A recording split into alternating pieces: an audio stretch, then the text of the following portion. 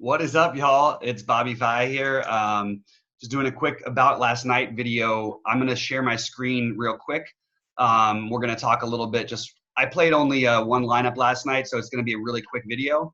But I just wanted to talk a little bit about just sort of tournament strategy on those sort of small slates where you're gonna get pretty condensed ownership, and also like I decided that I was gonna fade most of the New Orleans expensive stuff. Now that didn't seemingly work out, but at the same time I played Doncic and uh, you got Doncic and Giannis who put up a combined 145, 146. Certainly fine with that. DeAndre Bembry gets thrown out early in the third quarter. Probably costs him at least 11 fantasy points. He was at 19 minutes, 19 and a half fantasy points. Probably gets another fantasy point per minute or so just with the minutes, and probably has upside about 34 minutes in this kind of a game, to be honest with you. And then Wendell Carter fouling out in like 22 minutes. That really hurts. So basically, not a great night. Wendell Carter was playing well. Like, he just fouled out really quickly. It's not a bad night. Obviously, I was 89th place. I cashed in my only lineup. What really bothers me is that I originally had I made a 1v1 swap, and I did throw some into the $10, but like maybe six of them while I was on the road.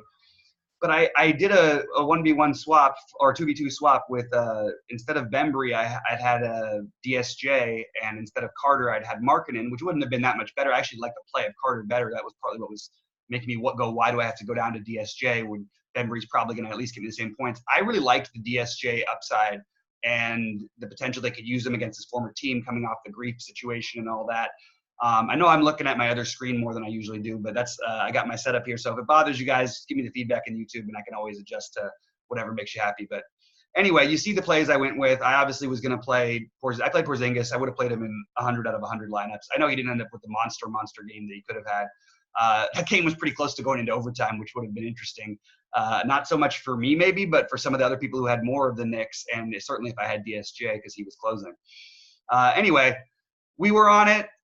We weren't on all of it. There was a lot of people on it in a different way. You look at Petty Theft, who won the tournament. He puts up, he had favors. He had a little bit of the different build.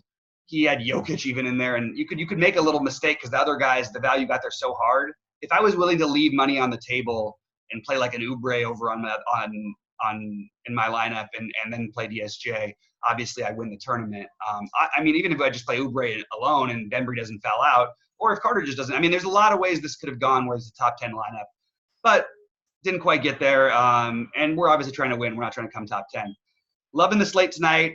Going to get into it in a little bit. Real quickly, just going to give you a quick hint at just a quick couple lineups that I've built. These are completely freehand. I've done a ton of research. I've got all my ownership projection, all my ownerships out there. These are just an idea of some guys I like, and maybe some guys who just fit in spots. I'm using Cephalosha and Ben McLemore mostly as placeholders, thinking more value will open up later in the day, and we'll see what that is. So we're going to be doing another show coming up in just a few minutes with Eric Sheets-Haber. You might know him from Backs and Sheets fame.